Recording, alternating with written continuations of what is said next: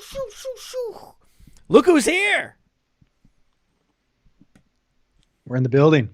In the building. What was the last time you came on the show? Was that after the Senior Bowl? Yes, I believe that was after the Senior Bowl. Yes. After with Alex Dunlap, I think that was. Alex, I asked him if he has a serious show this weekend. He said this is his one weekend off. He's going hunting whitetail bucks. I knew it. Whitetail buck. This is whitetail buck season up in the Midwest. I don't know if he's probably going to do it in Texas or not, but where I'm from in Minnesota, November, man, hunting season. Yeah, no, in Minnesota, whitetail buck season, the first weekend in November. That's just talking to my sister, and she's like, "I'm going hunting this weekend." And I said, hey, "It's like clockwork. First week in November. That's the best season. Hunting season, baby. I like it." But the thing with Texas is weird. Like, I can't believe that they even care about whitetail deer in Texas. I was like, really? He's like, oh yeah, whitetail is like, that's the Shangri-La of deer. That's the most coveted type of deer for us in Texas. I'm like, but don't you guys have axis deer and all these way cooler deer? Like, I can't drive down the road in Connecticut without running over a white-tailed deer. Why do you care about them? They're essentially pets around here.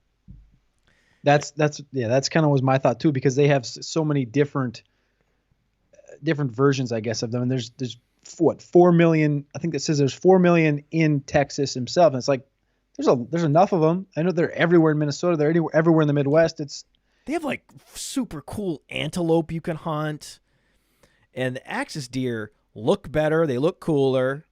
They're more beautiful. They have bigger racks. The meat tastes better. They're like a better deer in every way. And it's like, oh, they're invasive. Yeah, they're invasive because they're a better deer. They're an upgrade. It's like hitting the upgrade button on a whitetail. You get to an axis deer. I'm like, Alex, isn't it axis season all year round? But this is the thing.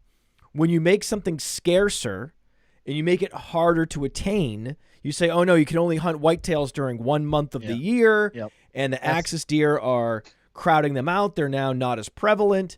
Now, all of a sudden, when you insert and inject the scarcity, it makes people want them more. It's crazy. Whereas imagine if like axis deer were rare in the Northeast, but you could also hunt them. I mean, hunters would be going crazy in their zeal to take down an axis deer. It would be like a big accomplishment, and it would be like super impressive.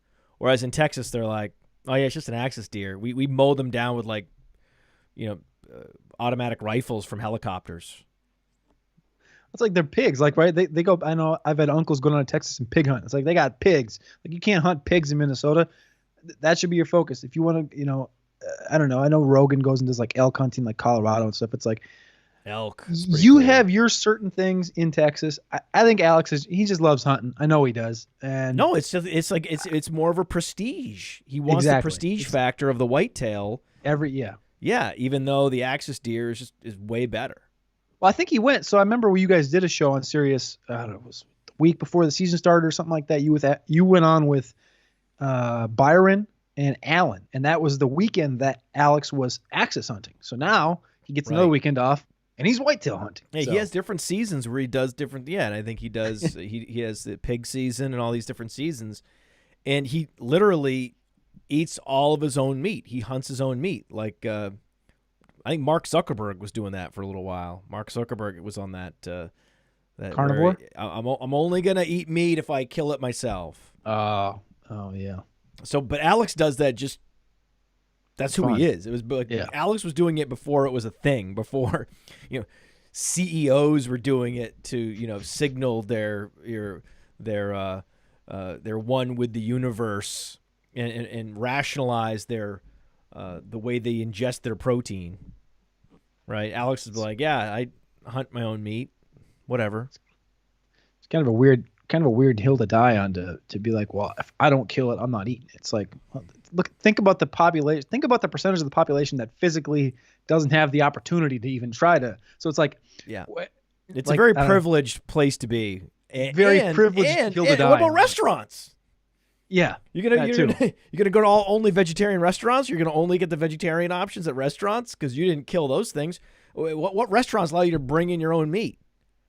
No. Actually, cook this, please. I can't eat that. I'm gonna bring in the steak for you to cook. I'm gonna order the steak, but you can just swap it out with the steak that I gave you because I hunted that. I don't need your hormone fed. I need my grass fed from my yard. That's what I. Yeah. But yeah, it's all good. All I know is that you do feel better when you eat more meat and less carbs. I do know that's a thing. Whenever I know that I can tell when I'm eating fats and meats and proteins, and then they're crowding out the carbs, I feel better. And I know when I get in one of these ruts where I'm eating carbs, I feel like shit. That's that's the only thing I know. I know that I don't know much, but I try to listen to my body. I try to, every morning try to see how my body's feeling, and try to pay attention to that. And that is a true fact. That is about how my body works. That correlates 100%. I think we could do a full episode on food alone. I think every time I've come on here, we've talked about food itself and water and water. Yeah. And, yeah. If I don't drink a lot of water too. I got 2 waters right here, and my love for caffeine as well, but having enough water intake as well as like the carbs and the meat, like I couldn't even tell you how much meat I eat. When I'm at like the pinnacle of like my training for lifting, it's like 12 to 13 pounds of meat a week. And people like look at me and they're like, what? And it's like, yeah, because that's like the main focus. And what you said about carbs exactly is like, even when you were lifting heavy, it's like you can have pasta and stuff, but every time, without a doubt, pasta, an over an abundance of rice, breads, bagels, etc., things like that, like kills you. But if my focus is like 90% meat and then I have a little bit of rice, it's like a perfect balance where yes, you can have some carbs, but like sure, exactly what you said about the meat thing is I've been following that for probably close to 6 years, 5-6 years now. Yeah, eggs, those things. It's just great sources of food that doesn't make you feel like shit. Exactly. And just get the thing wet, right? See how it's going to look in your stomach. Get it wet. Get bread wet. Get lettuce wet. What happens when you get lettuce wet? Nothing happens. It's fine, right? It's durable. You get bread wet. You see it just clump into this disgusting mess. It's like this. I don't want to put that in my no.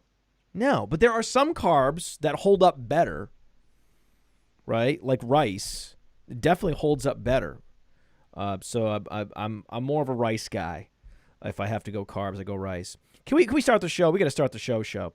I want to, but so I wanted to come on the Mind to Mansion. I want to give you, you asked me to come on yesterday. I said, all right, I got one mansion hack that I want to.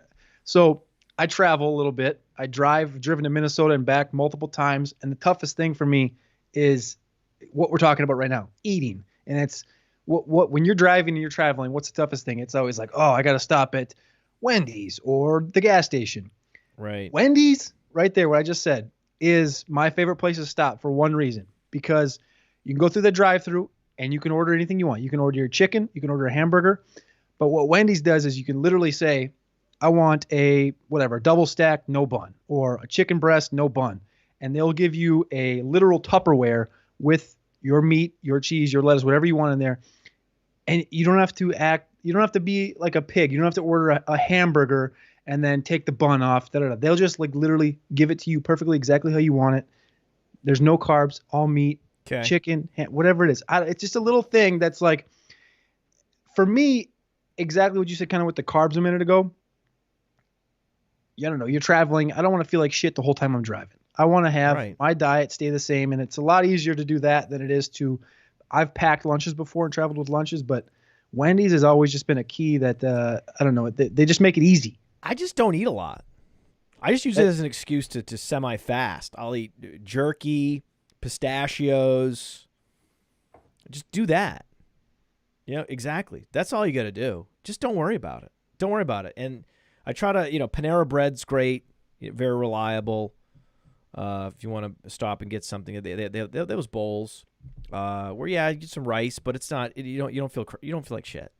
Yeah. So, but yes, Wendy's. I forget about Wendy's, man. I forget when I see Wendy's, it does blend in with all the fast food, but it's an upgrade over the McDonald's and the Burger Kings and the Arby's and everything like that. That is a fact. That's true. All right, so I'll bring you in. I'm just going to improvise it because you're the man. You're the head of football. You are basically the king of a lot of what we do around here. So I'll just try to come up with something. Welcome to the Mind of Mansion program. The head of football at PlayerProfiler.com. A guy that has taught me a lot about a lot of things. He knows the metrics as well as he knows the film, and that's a rare thing. It is Cody Carpentier! Talk to me. Nailed it every time. This is I don't know if I've missed a handful. I don't know if I've missed 5 Mind of Mansions in 6 years.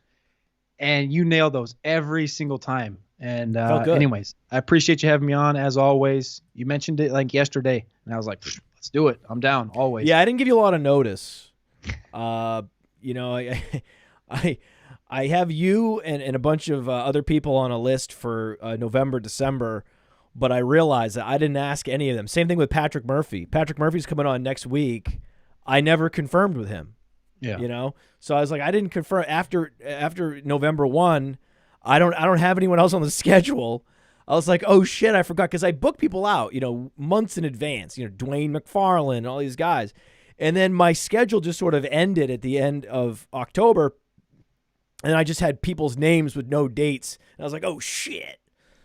So thank you for basically saving the show. You saved the show for my my scheduling laziness.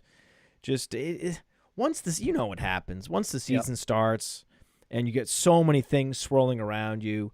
Just looking ahead a month to see if someone's on the calendar. That's just not, So Cody to the rescue again. So let's talk a little bit about what happened last week, and then we'll get into what's going to happen this week. Buffalo lost again. So that's what was weird. They lost to the Jets. So what was your takeaway? Did you watch any of that game? Yeah, this was one we hit on the starter stream on Sunday. Trey White was supposed to make his debut, obviously top 10 cornerback, expect to make his debut. He was inactive at the last minute. Jordan Poyer didn't play. Swiss Army knife on defense, Matt Milano didn't play. And Matty Kiwoom and I were sitting there on Sunday, and I was like, as these inactives popped up right at the end of the show, I was like, oh, they practiced all week of thinking Trey was going to play. Poyer and Milano are very important to this defense. The door's going to be wide open. Garrett Wilson could have a good day. He ended up having a good game again. And then they're missing their starting right tackle, who's been out. He's missed a handful of games this year. Starter stream show. You and Matty? Yeah. Oh, I wish. It was a sick show. But that game, the Jets have been getting a lot of flack, and like this Jets team, we'll talk about a little bit about winning cultures. The Jets team is just they're doing the right thing, and 11 and a half at home, bro. Exactly. They were getting 11 and a half at home. That was an insane line. I looked at that line. I thought this is actually insane. Mm-hmm. Because then at the last minute, you're like, well, I guess maybe Vegas knows something I don't. No, they don't. Every time. I have to slap my wrist and my face, every time. Stop thinking that. No, they don't know anything either. Sometimes they know less than you do. And in that case, it's like, it's a home dog, a team with a winning record, getting 10-plus points. That's the thing. It's easiest bet of the year. And they got everybody. The reason is because they still got everybody. Obviously, the Jets lost to New England the week before, and they're like, well, this is the same old Jets team. But the fact is, it's not. It's they were learning after losing Brees what this offense is, what it could become. Michael Carter slots back in. Garrett Wilson takes the next step up like he has been all year. And Zach Wilson, Zach Wilson's catching some flack. He's 5-1 this year by himself. I think basically my thought on Zach Wilson is, yes, he's not the answer. He feels like he's in that Mitch Trubisky purgatory where we know he's not the answer, but you really can't do anything about it for a couple of years. But I think he is Mitch Trubisky, 100%. the team is good enough where it's going to cover it up for a couple of years. We was talking in a meeting this morning about this Sanchez-esque, right? But I think the fact that Wilson has a little bit of the it factor is what's going to elevate him to be considered better than a Sanchez-esque guy. He has it factor? He has not it Just factor. Because he's pretty? He's pretty Mitch Trubisky? So I misword that. Not it factor, but he has like some pizzazz where it's like he's just got this weird different energy that he can bring out. He can make the weird throw. He's got this just a different vibe to him than you would say. Yeah, reckless vibe. A Desmond Ritter. Like a Desmond Ritter, just like a blah quarterback. A Ryan Tannehill's a blah quarterback. Like Wilson just has this little bit of energy where there's something that could be there. Same thing. I mean, Trubisky was kind of the same way. Theoretical, maybe could have Moxie-related upside. Exactly. Potentially, if maybe. And the point is, he's 5-1. He's not doing the things. He again, 3 interceptions against New England. That costed them that game. But a consistent basis, he's not torching every game for them. And that's kind of what can keep this team afloat. Again, the Bills are 0-2 in the AFC East right now. They lost to the Jets and Miami. Like it's an uphill climb right now. We don't know the news on this Allen arm yet. It's going to be kind of we'll wait and see move. But it's interesting, right? This is going to be a big week right now to see like the hierarchy of these teams in the NFL. Like Minnesota comes into Buffalo. I'm a Minnesota fan, obviously. I don't think Minnesota's up in that level, but Buffalo also has shown like they're very susceptible. The Chargers in San Francisco, the Chargers are starting to climb back up. San Francisco, I think a lot of people think San Francisco's belong hierarchy. That's at the top. Tennessee should. We'll talk about Tennessee in a little bit. They should have won that game. That's yes. But I'm just saying from the overall hierarchy, I don't think Buffalo is as far as everybody seems to think they are. Well, no, I mean, did you see the game total? Vikings Bills. Well, I saw last week they were 6 points. Yeah, are they assuming Allen's out? I mean, the Bills are still a 6-point favorite, so that means that implies that Allen's playing. Yeah. But then the game total suggests he's not going to play. It's a weird line. So the thing is, both these defenses are nice enough. I think you posed a question later on in the show sheet about, is this the game to target this week? And I thought no, because I think the defenses do enough and they know each other. I think from they match up with each other good enough where I don't think this has like shootout factor in it. In Buffalo, I just don't see it. The 6-point thing, I think a week ago, when you're looking at future lines, do you think they were holding those secondary defenders out, those defensive backs, for this game? 100%. I think they thought that what they had was good enough to stop Garrett Wilson. There's no run game for the Jets. I thought they could create a couple turnovers, and they would easily win that game. And hold Trey White out one more week. He gets Justin Jefferson. He's going to be 100% healthy, and it ended up kicking him right in the dick. And I think it's just the classic look-ahead moment, right? That's what happens. That's how 10-point dogs win the look-ahead game. It was a total look-ahead game. Garrett Wilson, though, potential wide receiver 2 in Dynasty ahead of Drake London now. I mean, Drake London hasn't done anything in a long time. I hate to say I told you so, but I mean, it's been Olave and Garrett Wilson in the front since February for me. This is the conversations that I had with Alex so many times through the spring. It was like, I think I saw Alex 3 times through the whole draft process. And it was like every single time we talked, and even when we weren't together, we were texting, is it Wilson? Is it Olave? Is it Wilson, Olave? Wilson, Olave? And it was always Olave, and I always just naturally put Wilson at 2. And he had Olave too, though. Yeah, he came down on Olave too. That's why I was Olave. Yep. I went Olave because I'm with you guys in Vegas, and it's just like Olave. I was like, enough, okay, God, it permeated. It was like that was one of the biggest things though. Like even at the combine, we're sitting there, we got to go into the combine and watch these guys run their routes, and I could just like I can't even explain it. Hours of conversations, texting and in person about those 2 guys specifically, and it's like I couldn't keep either one of them out of the top 2. And then I think after that, Drake London wasn't running routes at the combine. No, I'm talking about Wilson and Olave. Right. But I'm saying when you talk about the London thing, for me it was always London was in that next batch, and the next batch was always Burks and him and Pickens. And but to answer your question, in reality, yes, I think Garrett Wilson belongs ahead of Drake London. The situations for Drake London is good, but from a target share standpoint, the target share's been there all year. Right. But what we saw from Marcus Mariota this last week, I think, is the pinnacle of it is he had Kyle Pitts open for a 70-yard touchdown the other day, flat-footed, couldn't hit him. And I think Atlanta's nice, but I don't see how this works with Mariota. I don't see how this works with Ritter. I think Drake London's going to be stuck. I think Drake London, he's going to be stuck in a DJ Moore-esque type situation. I think so too. Well, look ahead. I mean, that was tough for me to say. Yeah, they're leading their division. They're trying to win this division. Yeah, with Marcus Mariota, they're years away from solving their quarterback problem. Yeah, yep. For Drake London, so his rookie deal expires, and they still don't have a quarterback. That's very possible. Yep. We've talked about this one before on other Mind and Mansion shows I've been on. You know who they could have taken in place of Kyle Pitts too? Justin Fields. And it's the answer was always there. Isn't Justin Fields from Georgia? He went to Georgia. He's from Georgia. He went to Georgia. He transferred to Ohio State. Oh, they could. That was what? Yeah, I think at the time we said, hey, both Justin Fields and Mac Jones are better picks over a tight end. No matter what his profile looks like, he's a tight end.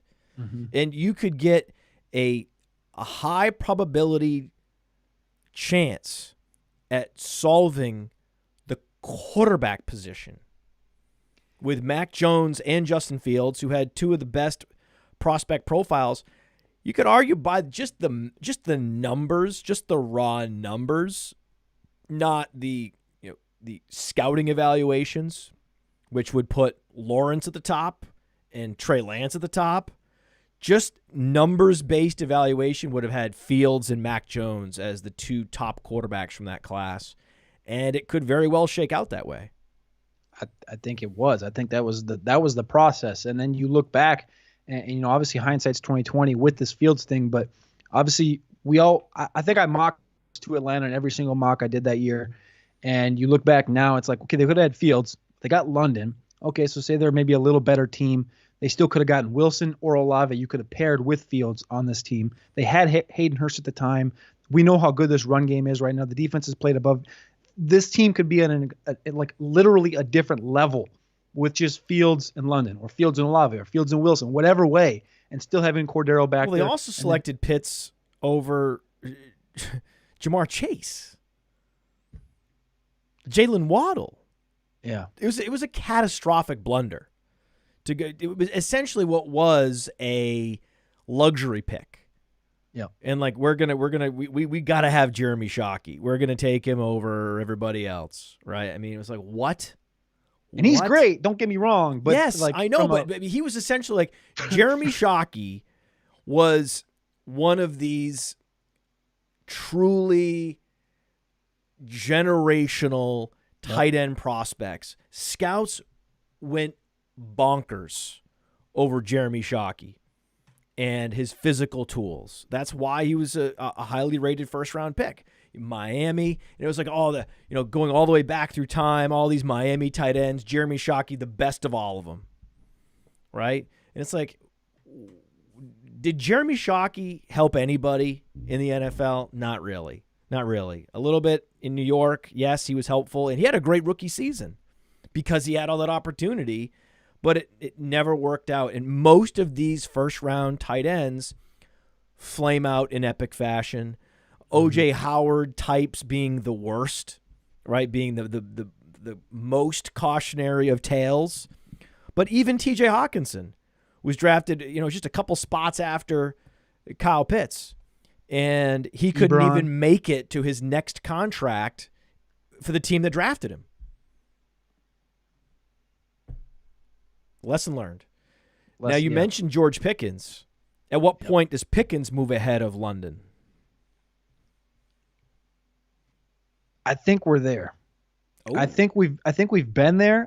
I think, off of the previous topic with the other receivers in this class, I think he belonged in that conversation with the Londons and the Burks in the situation we were in. But even the biggest Drake London fan in the space, Ray G, he knew George Pickens would have been the consensus wide receiver one in that class had he not torn his ACL and had a mass situation coming out of Georgia. Pickens is better than all these guys, point blank. The answer to the question is whether the situation is going to continue to get better or if it's going to continue to get worse. Do I think Pickett is the answer for Pickens to be, a top 5 dynasty wide receiver? Maybe, but it's, why not? What have we seen from Pittsburgh, right? They got the running back that they wanted, didn't work out from a team stance, right? It's the same thing with Pitts. Don't take it there either. They didn't need a running back at the time. They need offensive line. And then again, I just don't know if I trust the team overall to be good enough to support, I guess. Are they going to re-sign Deontay? Is Pickens the number one? They got rid of Claypool? They got Frymouth in the second round. They spent up on a quarterback that, is he a first round talent? Probably not. And Kenny Pickett, is he the answer going down in the future? I don't know. Najee Harris, we'll talk about him in a minute. He's 25 and a half years old next year when the season starts. It's a sticky situation in Pittsburgh because they neglected to answer the offensive line issues that they've had for the last couple of years.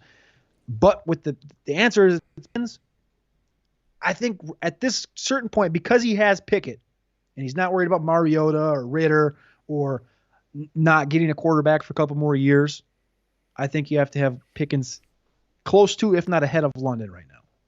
Small sample.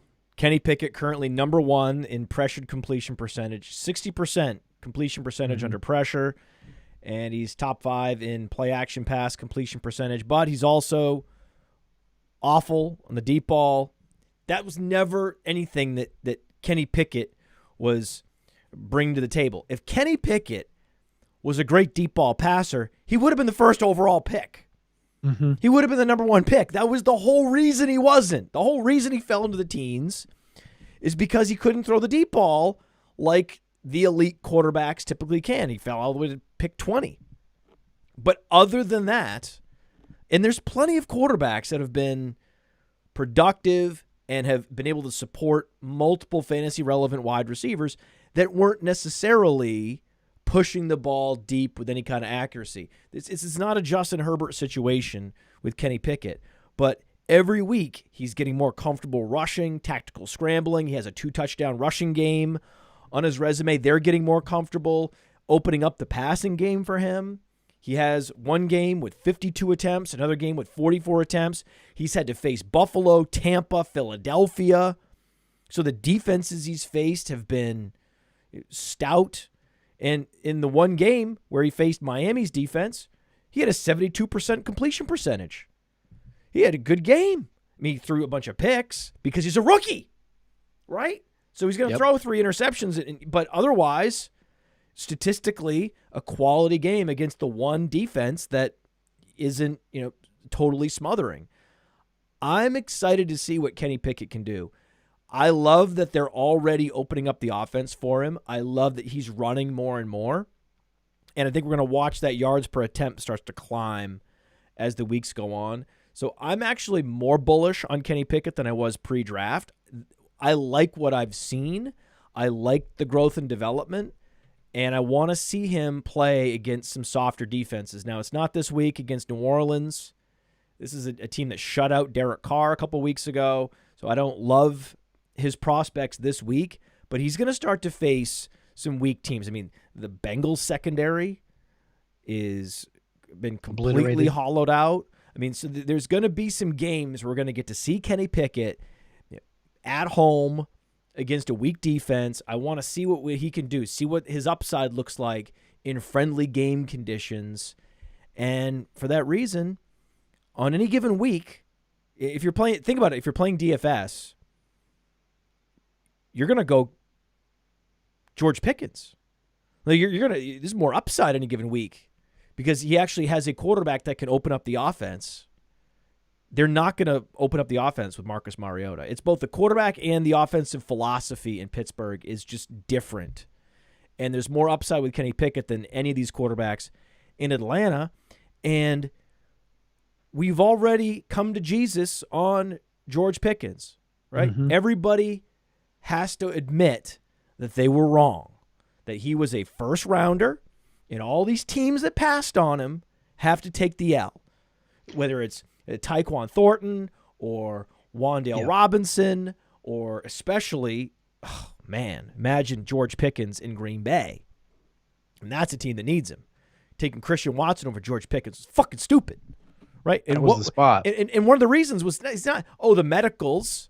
He came back and he proved his knee was 100%. He was too intense. Wasn't that what you were hearing at the combine? Wasn't that the criticism? It wasn't really off the field. It was just off the field. It was on the sideline in the locker room that he was too intense. I've never heard that before. I haven't heard it since. And I had to come back and talk to you about it because I remember you saying this. And I was like, I don't believe you. You were at the combine. That's why we send you to the combine, so you can get this intel. But I mean, I'm still to this day shocked. How? That's what, don't they want super intense guys? Especially at that position? Because that position has so many knuckleheads and so many wide receivers that they want to freelance, or they want to work on their celebrations, right? Where George Pickens is the opposite, right? George Pickens is like, I don't want any flash. I don't want to celebrate. I just want to get out there on the football field and rip the face off the dude standing in front of me. Isn't that like a breath of fresh air at the wide receiver position? Shouldn't every NFL general manager have been like, oh man, we gotta get Pickens? And then the debate would then be between Pickens and London as the first wide receiver drafted, or if you're going to trade your first rounder in 2023, like the Saints did in one of the most catastrophic draft day trades of all time, that you would trade up in hopes of getting Pickens, this phenom talent who's wired in a way that was just rare. Then you could see it like, oh, we got to trade up and get him. It's Pickens. The New Orleans thing is one thing, because I think they actually hit on Olave. Well, it was a hit. No, it wasn't hit on Olave. It was still a terrible process. They're still going to be regretting because they're going to have a top 10 pick that they're then punting. Exactly. Yeah. So that was no matter what wide receiver you drafted, it was a mistake. They're getting bailed out because Olave's a hit. But it was still wrong, though, because the archetype chasing is like wrong. max upside wide receiver, that wasn't Olave. That was actually Pickens. Yep. That was it. It's the wrong archetype to focus on. Olave, we knew he's what he is a number two, but he's going to be one of the best number twos in football for the next decade. It's the Cooks, the Lockett's, that type of thing. But when you're trading up for that type of a guy, you're trading up for, kind of what Tennessee did, right? They're trying to go get their A.J. Brown replacement. A.J. Brown's that guy. Pickens is on that level. And I think what you just mentioned a minute ago, which I call it the dog grade or whatever, and some people call him the menace, talking about Pickens, it's like some people will say, you don't want that prima donna, you don't want that drama on your team. But the thing is, well, that's not him, though. He's not a prima donna drama guy. No. They go together, right? It's the wide receiver position, and when you talk to people that actually know. So one of my favorite guys to follow is Coach JB on Twitter, because he's straight shooter, no bullshit, and he's been a coach for 20, 30 years, and basically what he says is it's all about control. You're going to have like these idiots on your team. You're going to have these guys that aren't great. You're going to have these guys that are superstars. But most of the time, those superstars are going to have these tendencies, right? Stephon Diggs is a little bit of a drama queen. A.J. Brown is a menace. Justin Jefferson's got a little bit of that. Tyreek Hill has his own issues. Des Bryant had his issues. All these dating back, Randy Moss, Terrell Owens, everybody dating back. They all the wide receiver position is the toughest position in all of football to control, because it's like, oh, I get the ball, I'm the focus. Think about every game. It's the running back gets their carries, but the main focus is always to the wide receiver position. And those guys are naturally just going to have drama and Well, unwarranted they're also bullshit. they have insecurity because they're not guaranteed any touches. Exactly. They're not And so it's like, guaranteed a give me goddamn the ball. thing. They need to rely on someone else delivering them the football so they can make plays. And that's sort of an insecure place to be. So I can understand how a Terrell Owens and a Donovan McNabb would clash. I understand that 100,000 million billion %. And with George Pickens, what were they worried that the quarterback would clash with Pickens, and then that would create tension in the locker room? Ooh. Exactly. That's exactly what it was. We saw it with Antonio Brown, most recent. You've seen it with all these receivers ever, and that's, I think, why exactly what I mentioned before about what Coach GB always says is that if you get these guys in and you can control them and you can feed them enough, and obviously like Justin Jefferson's happy, Jamar Chase is happy, AJ Brown's now happy. Maybe AJ Brown wasn't happy in Tennessee. We don't know. It's just controlling that situation and making it work, and that's what makes these teams elevate. That's why it makes Philadelphia elevate AJ Brown. That's what makes the Buffalo Bills elevate with Stephon Diggs and Justin Jefferson. It's like, if you can control them, it's going to work. And I think that's where the process was wrong for these NFL teams fading George Pickens, because obviously Michaels came back right. They knew he was a dog. If he would have never torn that ACL, he was going to be the first receiver taken in this draft. Instead, they go with what they saw, and they're like, well, we know Michael Pittman's a good guy. Like Michael Pittman. Drake London's a good guy. Michael Pittman is a good guy, though. Like, he fits in like Michael Pittman. He fits in like T. Higgins, where they're just quiet guys that are very, very talented. Chris Olave, very, very talented, quiet. Garrett Wilson, very, very talented, quiet. Treylon Burks, same thing, right? Nobody wants to go on that ledge and take George Pickens and have him be in a Antonio Brown situation where he goes nuts. It's exactly ridiculous. That's exactly the point. He wants the ball. Big deal. That's the attitude he should have. I'm still like totally flummoxed that's the reason why. And maybe people in the chat, they're not believing me. That is the reason. The reason why many teams pass on George Pickens is that they claimed he was too intense, which is insane. And on the flip side, that's too intense, and then you go and take a Romeo Doubs. Yeah, hyper opposite. Romeo Doubs. He was carted off, so we can't. We're gonna avoid. We're gonna avoid any criticism of Doubs. He's been injured, and so you're guaranteed to be right, Cody, because of injury, but also because he was leading the league in drops and he wasn't making plays, and so there's a lot of reasons why Doubs was never gonna happen. You were right. You were right. It's also on the other end of the spectrum, at another position, at the same end of the spectrum, at another position, Kirk Cousins, right? Wasn't he? You like that? Like, too intense.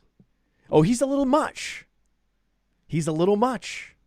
Right, that was the thing. He was a little much. He's a little much, a little too intense. But I'm like, wait a second, don't you want that in a quarterback? Wait, what? Brady? Is he too intense? Oh no, Brady won the Super Bowl first, and then he started showing these super intense tendencies. That's winner mode. That's different. Kirk Cousins hasn't won anything, and so he can't be too intense yet. He has to wait and show the super intense qualities. Only after he's won the championship. He has to hide those until then. It's very confusing. I don't know. I love Kirk, dude. He's gotten so much flack over the last 5 years since he came to Minnesota, and it was like he's better than. I mean, you couldn't name 12 quarterbacks that you'd rather have, to be honest with you, in a franchise to be your quarterback. He's gonna win games. It's like, okay, look at Indianapolis is the easiest one. What they've been through the last 5 years, and just give Kirk his respects. Exactly, kind of. I think the Tom Brady analogy was a good one. It's just a Super Bowl. That's the big difference. And now you're seeing, I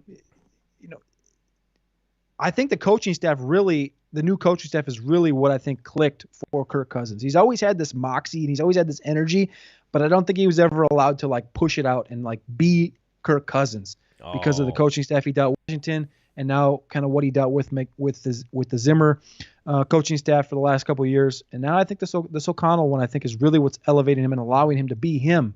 And it's just different, I think. I mean, his advanced metrics aren't good, though. It's a weird thing. Like his adjusted yards per attempt, 6.2 outside the top 20. Air yards per attempt outside the top 25. He has some efficiency metrics in the completion percentage section of PlayerProfiler.com that are impressive, especially the deep ball completion percentage. Well, that's where he's been so good, right, on the deep ball. Red zone, clean pocket. True passer rating, top 10. Yep. So, but I was hoping that maybe we would be able to talk about him as a potential MVP if he takes them into the playoffs, they get a bye week. But that's not possible because of Patrick Mahomes, right? Patrick Mahomes is going completely nuclear without Tyreek Hill. Is it a done deal, Mahomes MVP? Yeah, I think at this point, I think he's plus 200 to win the MVP right now. I think Allen's right behind him at plus 225. And then I think Hurts, and then it's like a drop-off to Lamar. I think it's pretty clearly Mahomes, just seeing what he's done. Well, now there's the elbow injury.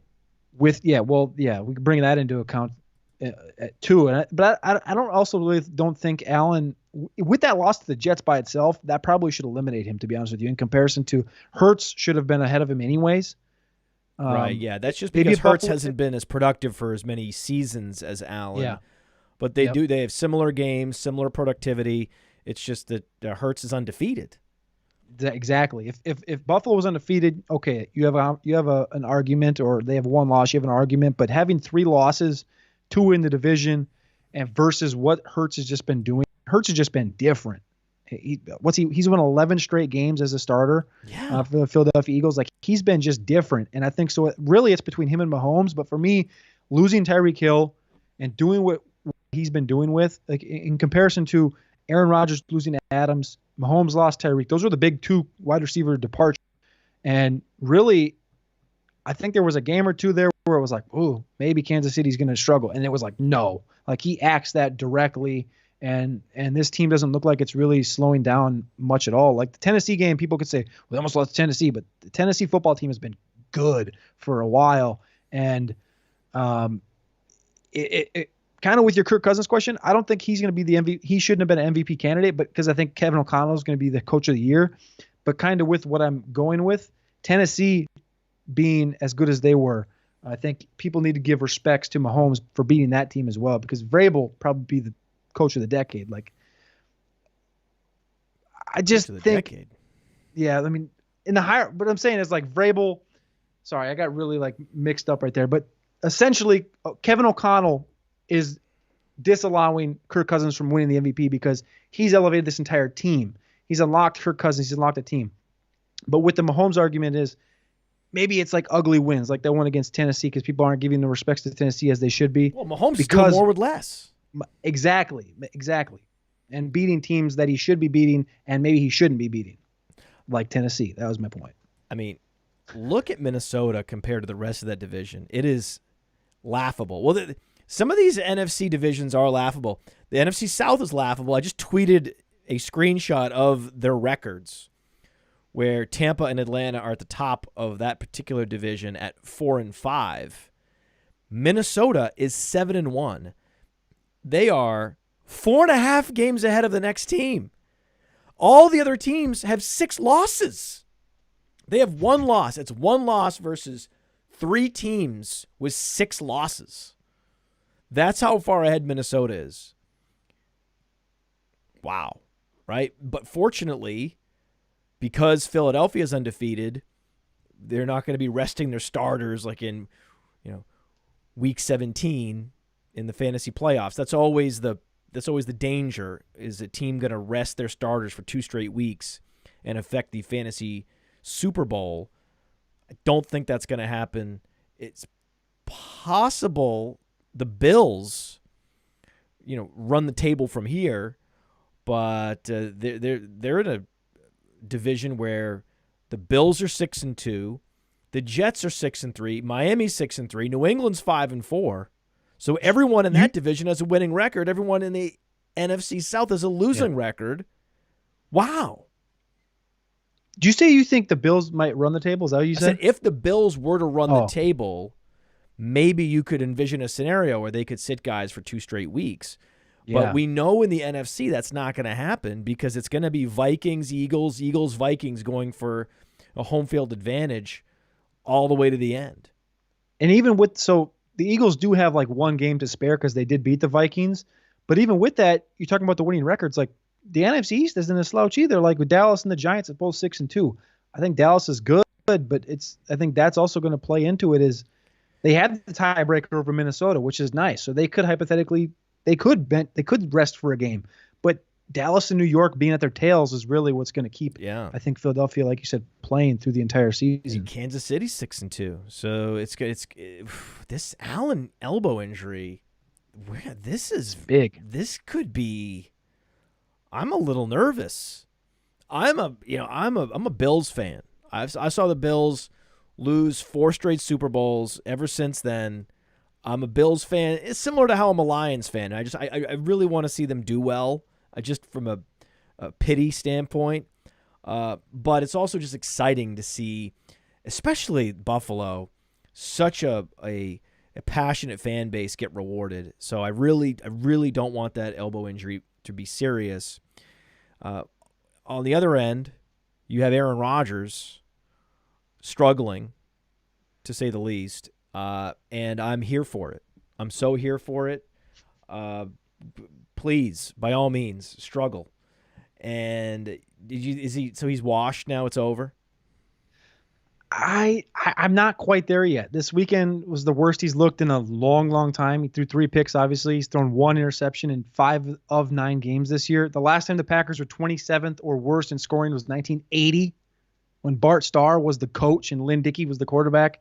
They scored 24 points twice this year against New England and Chicago of all teams. They're averaging 17 points per game. The last time they averaged less than 20 was 2006. And they started 4-8 that year, and Favre was 18 picks and 18 touchdowns. Rodgers has more interceptable passes than money throws. That's unheard of for Rodgers. And again, everything I just said, you could easily blame Rodgers, and I don't fault you for it because he hasn't played well. Because looking at like what Mahomes did, Mahomes is elevated, and all these other guys that have lost receivers have elevated. Rodgers, on the other hand, really didn't get anybody, and I 100% blame Brian Gutekunst. And I'm going to stay on that. I think Rodgers also could be playing better. He could be a better leader. I think he could have done more in the offseason to grow with Dobbs, to grow with Watson, to grow that connection with Sammy Watkins. I think a lot of that stuff could have been, talked about. But also pharmaceutical help. He could have got some pharmaceutical help, right? He could have started AR-12.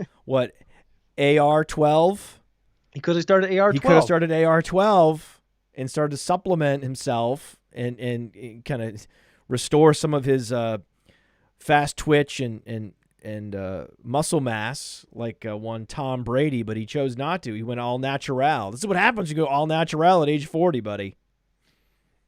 I just don't get really. This is where I'm confused by this is that the contract extension that he did get.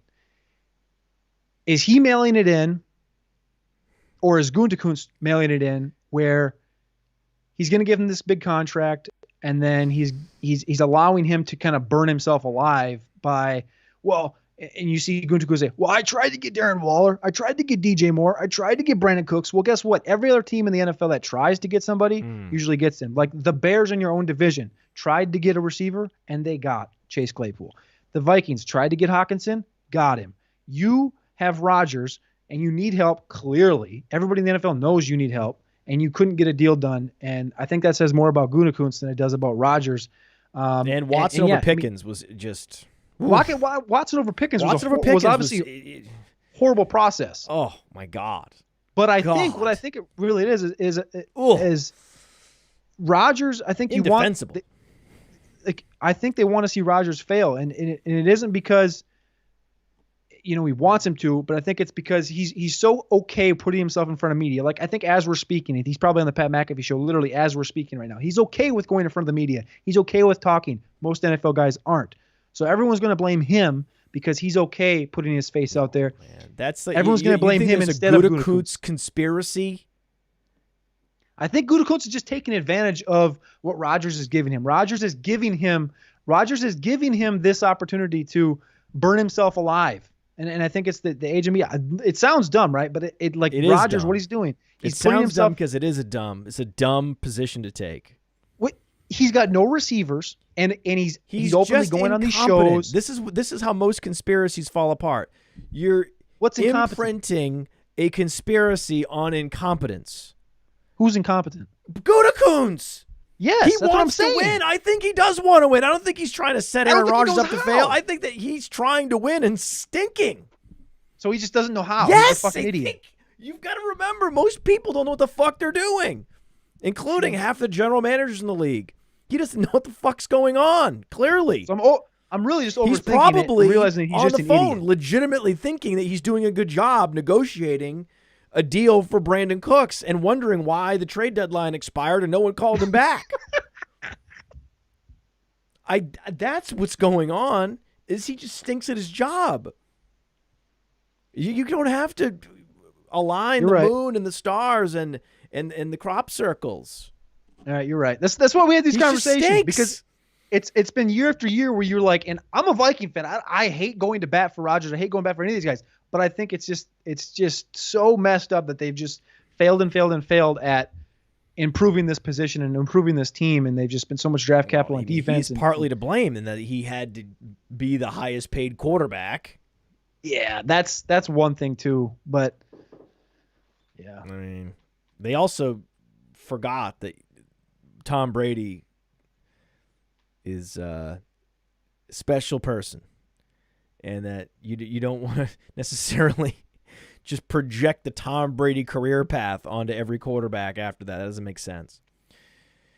So now, we've established the Vikings are going to win the NFC North going away, and it's a great day, man. It's a great day. I love Kirk Cousins shirtless on a plane with 17 chains on with a Mr. T necklace was just beautiful. It was a special, special thing.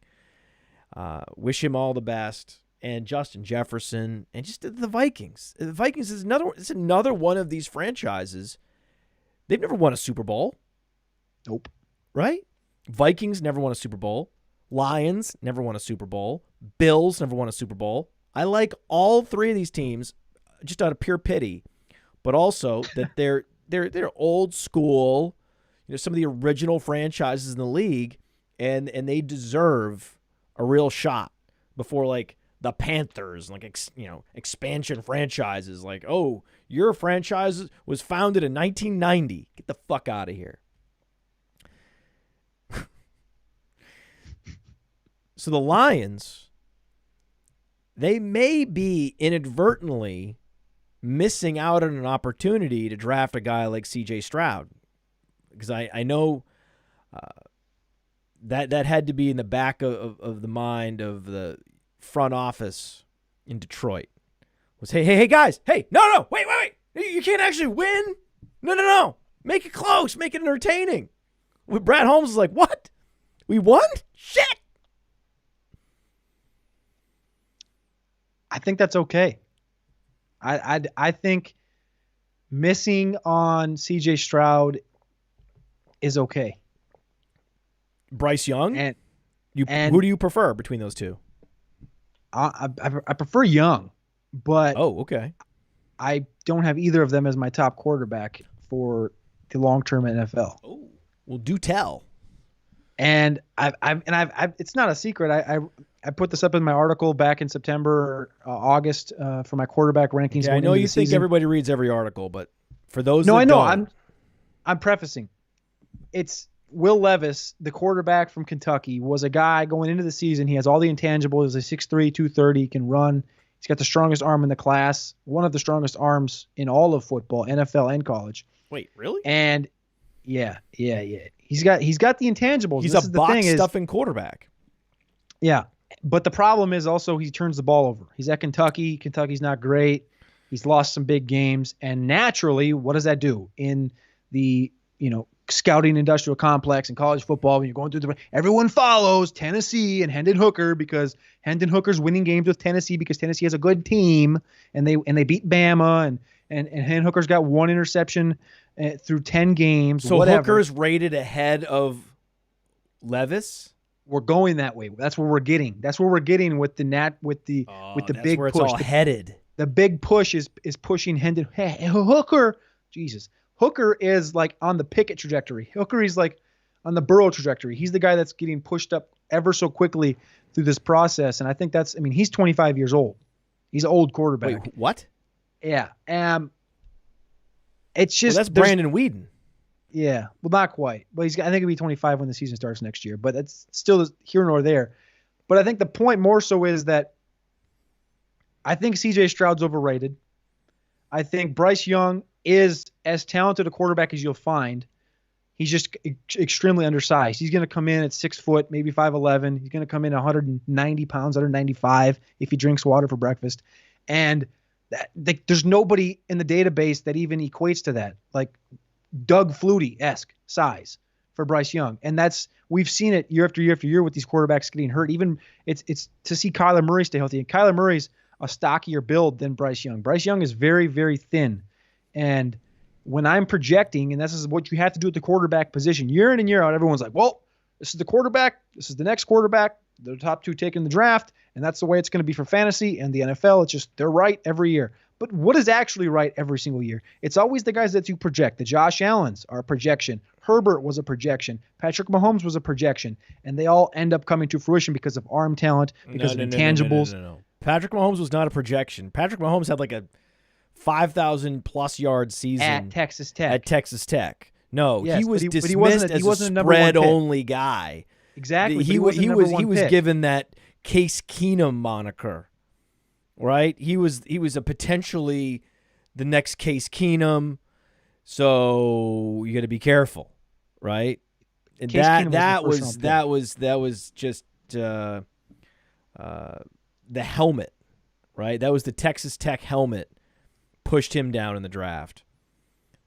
That was not a projection. He was fantastic at Texas Tech. No. Don't get me wrong. He's still fantastic at Texas Tech. I know that, but awesome. I'm saying it was still a projection in the NFL. It wasn't Deshaun Watson. When you say projection, I think what you mean really, and what most people like me are understanding, is that he has the tools, but was never able to deliver a super productive season for whatever reason. Either it was just pure rawness, like Josh Allen, or a complete lack of weapons at Oregon, like Herbert.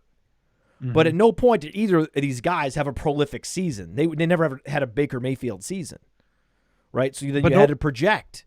With Mahomes, you didn't have to project.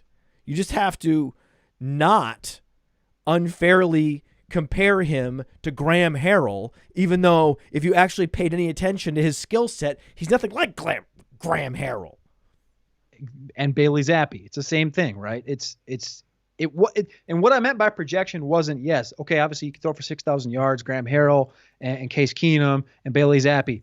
But that's what, but you have to, just so there are plenty of people, I'm sure, in this audience that don't remember how the hell Patrick Mahomes fell outside the top 10. That's what happened. I mean, it was like pick 11, but that's how it happened. Yeah, there's a thing that happened, everybody, that Mitchell Trubisky was selected ahead of Patrick Mahomes in 2017. That's a thing that I was there. I was actually doing the Yahoo draft show with Tony Siragusa in studio. I watched it happen in studio.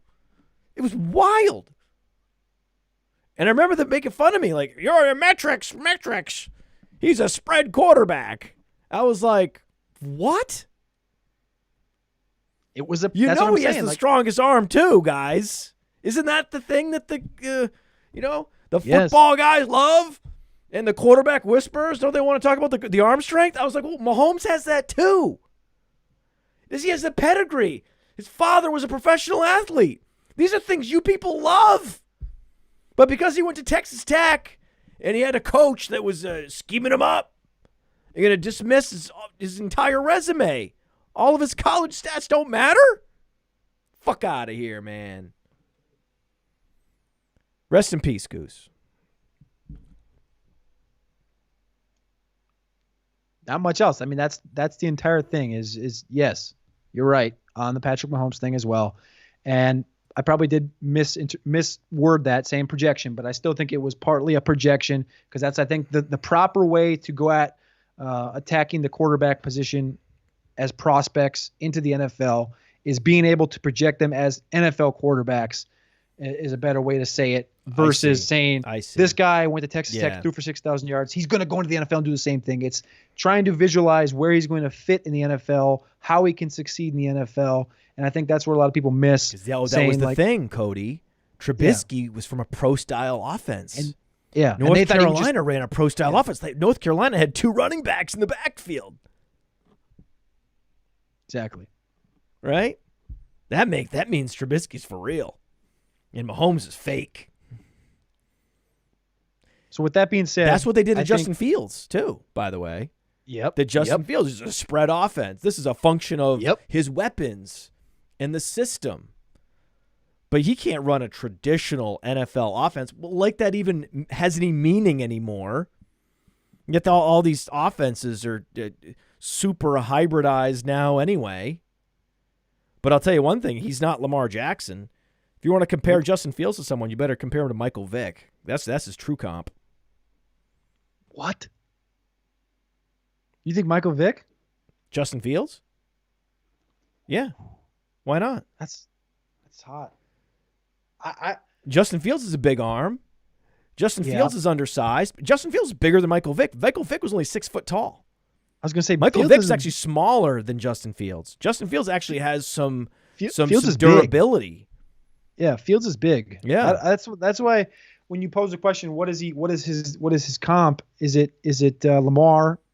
I didn't think Lamar's too svelte. You're talking about a guy that's 235 Vick pounds. Was smaller, but he was stockier. He actually could maneuver in tight spaces in a way that's the one thing Lamar's not great at. But I do think that Fields has more durability. More on the Josh Allen. Well, Josh Allen's durability is now in question, but the Jalen Hurts durability side of the spectrum, as opposed to the Robert Griffins and the Lamar Jacksons, more of the smaller, svelte wide receivers or quarterbacks. I don't. There's not a good comp. You said it. There just isn't a great comp. Wait, Steve Young? No. You said it. Because what you asked was Lamar Jackson. Lamar Jackson, Michael Vick, I think, are on their own side. You're talking about Justin Fields, 6'3", 235 pounds. He is more so in line with the Jalen Hurts thing where he has an arm. He has a big arm, and he can move. And I don't think he has the wiggle that Lamar and Vick do. But I think what he is he fits right in that Jalen Hurts one where when you asked the question about Jalen Hurts, it was like, well, what is Jalen Hurts? Jalen Hurts is what everybody wanted Russell Wilson to be. And Fields is what everybody wanted Russell Wilson to be. Russell Wilson's just not living up. He never lived up to quite this level of Konami. And he has that big arm. Both these guys do. Hurts and Fields do. And I love that Fields is starting to take that step. But and the problem is Hurts and Allen are not these prolific runners. They're not running for 150 yards in a game. That's a Michael Vick thing. Yeah, but this I think was just one of those games. I don't think this is going to be something you're going to be able to be like, oh, Fields has, he's going to have a couple 100-yard games a year. Like, I think that was just by chance. That shootout, that game ended up shooting out because of the fact that there's some games you just can't put a word on. Yes, he set the all-time record for rushing, but I don't think he belongs in the same conversation as Michael Vick because I just don't think. I think from a rusher standpoint, he's good, but I don't think from a elusive quarterback, a Konami guy, I don't think he's on that tier or that level of style that Lamar Jackson and Michael Vick pose. I think he's still on the Hurts side. That's why we're talking. He's closer to Lance. I'm with you. I'm with you. Yeah, I'm with you. They're all special. I'm with you, man. Special. That's good to know. That's good. I was guilty. I was excited, right? Week 9 got me excited for Justin Fields. Probably out over my skis with Michael Vick. Sorry. Apology. No. I'm wrong. I'll take the L immediately. I'm not taking the L on Isaiah Pacheco for years. It's going to be years. I'm not taking the L on Antonio Gibson. It's going to be years, okay, before you ever even think about even approaching me to ask me for an L. But I'm happy to take the L and apologize immediately for miscomping Justin Fields to smaller, less durable, mobile quarterbacks. Did you see the Roto Grinders show last week, Stack Fest? We invented a new type of stack where you stack the mobile quarterback on one side of a game with the wide receivers on the other team, and that way you could play Fields, Hill, and Waddle last week. Did you see that? I did. It's pretty cool. That's an innovation. The problem is that I had built a lineup while I was listening using Fields before you said do Fields and Hill. And I was like, well, I already got Fields and ETN and Devontae Adams. Ooh. And it worked, Ooh. but I missed a cash line. Fields and Devontae Adams missed with ETN? Yes. How? Barely. By 1.2 points. You must have had just all duds after that. Yeah. Shout out Mike Gesicki. Oh, yeah. Well, that's not. I ran it back with the wrong guy. That happens. So, hey, man, at least you had a run back. Yeah. But the Fields, Hill, Waddle stacks, I was listening through the entire thing. I only build one lineup, and that was the lineup I built, and I was like, God, this Hill Waddle thing sounds good, but I used Hill and Waddle the week before, and I was like, probably not going to run it back. And then you did it, and I watched it come to fruition on Sunday, and it was freaking glorious. It was a pretty cool innovation. I can't wait to do the show on Friday and talk to Eric about it. It's just basically, we got to stop calling it the Stack Fest and just call it the Victory Lap Fest. That's really what it is. So this week, Fields, St. Brown. I kinda, maybe. But the problem is that I don't think you can bet on Detroit being that hyper offense against Chicago. You can do it as like a skinny stack or a skinny reverse where it's like Fields and St. Brown. Just Fields and St. Brown. That's all I'm willing to do. I don't think that Fields is going to need to run as much. That's my problem. Go Fields, Raymond. You hit the nuts, right? I think with the Fields Hill Waddle thing, I just think it's more than likely Montgomery and Herbert are going to succeed against Detroit. The game total 48.5. I was surprised to see how high that is. Yeah, that means that the Vegas likes Chicago, and they think they're actually taking the next step, which is interesting. So Vegas may be getting out ahead of their skis too. Yeah, I think St. Brown's healthy, so I think St. Brown's a good one to stack with. We're going to need a little more passing out of Fields, I think. I'm also buying Darnell Mooney. I'm trying to get out ahead of Darnell Mooney. I know he had a touchdown, which is just unfortunate because I'd much rather trade for wide receivers that didn't score a touchdown the previous week. Yeah, exactly. But I want all the Darnell Mooney, man. I'm all in. I'm back in. We never really pushed him down in Dynasty. He's been in like a stasis mode, just a wait and see mode in Dynasty, and sure enough, Fields is evolving, developing, growing, and those 250-yard games are coming, right? You're telling me it's not going to be just 100-yard rushing games. That's not who he is.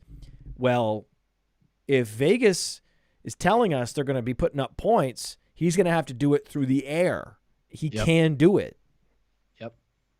And I think that's what helps. Fields is a big arm, Ben. I mean, the fit with Darnell Mooney was always good. Yep. It's just the volume didn't cooperate. And then it was the other side of the field, right? And you saw it in this game exactly with Cole Kmet catching 2 touchdowns. Cole Kmet hadn't had a touchdown since like 2020. He had 1 last week, and then he had 2 this past week. Cole Kmet's hitting. Oh, Why? Cole Kmet's hitting, man. It's not. Got to get Cole Kmet too. It's not a coincidence that the week you trade for a guy that, has wide receiver 1 tendencies, but is a true number 2 in the NFL. You trade for him and you put a number 2 next to number 2 with a good tight end with a great quarterback, that things work. It's not a coincidence that's how that works. It wasn't. That's the nice thing about getting a Claypool is at least he's an upgrade over fucking Dante Pettis. Right. I mean, say what you want about Claypool, he's better than Pettis. He's better than St. Brown. Yep. Can you imagine, though? Can you imagine if you put St. Brown's mentality, if you gave Chase Claypool the St. Brown mentality, that sort of animal instinct that those St. Brown brothers have from their dad, how intense those guys are? That's the George Pickens attitude, where they're no nonsense, go after it. It's just that the first St. Brown, the oldest St. Brown, his body isn't right for an NFL wide receiver. I mean, you talk about svelte, he's just too svelte. Mm-hmm. I mean, he's like 6'5", 190. Mm-hmm. Like, you can't get leverage on defenders. Like, it's just, he's not built correctly. He's getting the most out of his stature. But Amon-Ra St. Brown, see, he has the right stature. So you make that guy a super intense, hardest working dude, then of course he's going to be better than Equanimous, because he actually is, 6'1", 195. And those guys can essentially be as good as they want to be. Now imagine you had a wide receiver that was 230 pounds, was 6'4", with a 99th percentile speed score, and then put him in the gym with the elder St. Brown.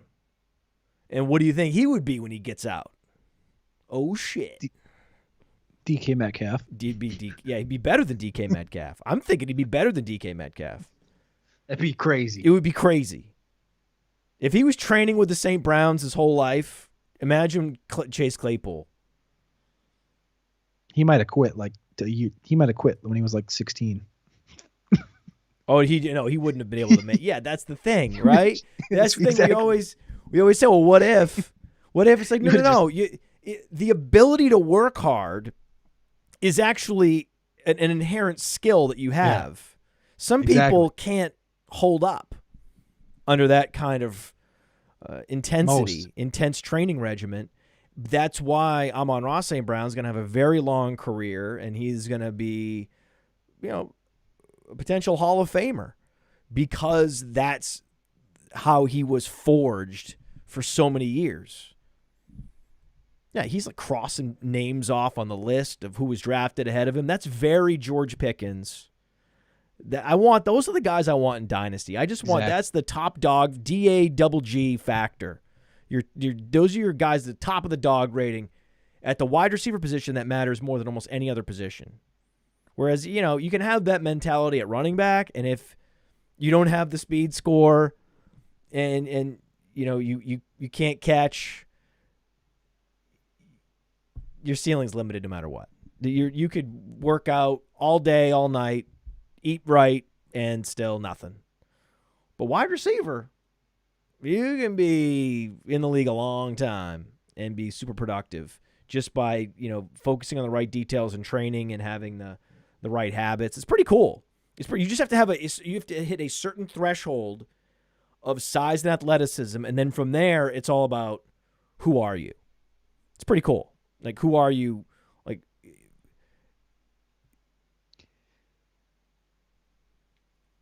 down deep. Yeah. Mentally deep. And that's even like you compared Equanimous to Amon-Ra. It's like the difference is 6 inches and the mentality. If you were to walk up on these two guys, you would have thought which one of these guys is a professional athlete. You probably would think Equanimous, but it's a lot of mentals, and that's just exactly why Amon-Ra has taken that next step and Equanimous has not. But there's also certain body types where certain sports, it's better for certain sports. Correct. Right? There are certain body types where it's just better for, and no matter what, certain players, certain athletes are just never going to translate, and they're never going to be able to make it in basketball, but they could make it in football, or they can make it in soccer, but they can't make it in football, or whatever it is. Mm-hmm. It just, the moon and the stars are aligning for Amon-Ra St. Brown. So I'm also very happy that he's not breaking out all over the place. He's still attainable in Dynasty, especially now that he's had some injured weeks, but then also some underwhelming weeks in the box score, where now there's an opportunity to buy. I think in Dynasty, are we at the point now where you just take Justin Fields over Trevor Lawrence? 100%. 100%. Well, you're also talking to somebody who I preferred Fields coming out anyways in fantasy just because of the Konami aspect. The Chicago situation was tough. Jacksonville in itself was tough, and we saw what happened last year. And I think that only further gave you more trust in Justin Fields that he was going to hit. And now this year you're seeing him actually hit. And now the landscape of the NFL, seeing the Jalen Hurtses, the Trey Lance hasn't done much, but he's still there. He's still coming. Dak on his feet. Kyler Murray can run. Lamar Jackson. All these guys. Josh Allen. Sorry to leave him off. Patrick Mahomes. All these guys have the movement. And I'm not saying Trevor Lawrence can't. Daniel but Jones. I think the Daniel Jones. But I think more so than anything, Lawrence just doesn't feel different. And that was the big tell coming out of college was like, oh, this guy's the next Peyton Manning. Best thing since Andrew Luck. He just hasn't had the different feel. He's had good games. He's had horrible games. He just hasn't been different. He hasn't been an elevator, whereas you can see Justin Fields is really, really starting over the last month to become an elevator and to really start bringing this team even higher and higher. And I think from a fantasy perspective, it's not even close. I think Justin Fields should be ahead of him. From an NFL stance, I think there's still a little bit of question because Trevor Lawrence is, he could still be a quarterback for another 20 years or 15 years or whatever, whereas you could see the Fields type burn out from an NFL stance. But I would still prefer Justin Fields in fantasy. I mean, the problem with Justin Fields versus Trevor Lawrence is that we haven't seen either of these guys with a true alpha. It would be nice. Yes. It would be nice. Yes. For Fields, for Lawrence, I would like to see it. Like Tua has two. Yep. Geno Smith has DK Metcalf. Right? So these guys are finally benefiting from having great receivers around them, and we're getting to see what they could be, but they are getting helped along. Right? I mean, you wouldn't rather have Trevor Lawrence to Tua in Dynasty. I mean, would you rather have Tua or Trevor Lawrence in Dynasty? I think knowing that I get Tyreek Hill and Waddle probably for the next 4 or 5 years, I would take Tua, but only because of that. Oh my God, really? I'm not saying that I trust Tua, but it's the fact that the weapons are just so ridiculous. And I think it's close, but the weapons are just so ridiculous. I still think Tua's a fraud. I would pay someone right now to do a cut-up of every single Tyreek Hill target from the season from Tua, because I guarantee 50 or 60% of them are underthrown. But it's the fact that he's still connected to Tyreek. He's still connected to Jalen Waddle. He's still got these weapons, and he's still got a very, very, very competent coach. Do you think Geno Smith would be just as good as Tua in Miami? Yes. Because I think exactly this is what Mike McDaniel told Tua on the phone when he was flying into Miami before he touched ground. He said, Tua, my job is to make you the best possible quarterback that you can be. And when you think about that, same philosophy, which just came over from San Francisco with Shanahan. Kyle Shanahan's made Jimmy Garoppolo at times feel like, damn, this guy's fucking excellent. It's like, well, he's not, but the coaching is so good at that level where I know Shanahan, I get it. You don't want to be too much into the coaching side, but their job is to just coach the guy up and make him as good as possible. And I think both of Shanahan and McDaniel elevators. They can make guys like Tua and Garoppolo better than they actually are, seem better than they actually are. I think Geno falls under that same tree. I don't quite understand the thing in Seattle where maybe Pete is good at that too, but the weapons are also uncanny in Seattle too. Yeah. I mean, Evan Silva and I dodged a bullet there. We were going to take down the Seahawks. Big time. I can't believe it. The one year we couldn't do it. I was hyped for that too because I was like, this team sucks. Yeah, no, and wrong. They absolutely drilled that draft. You couldn't have projected that. They drilled the draft.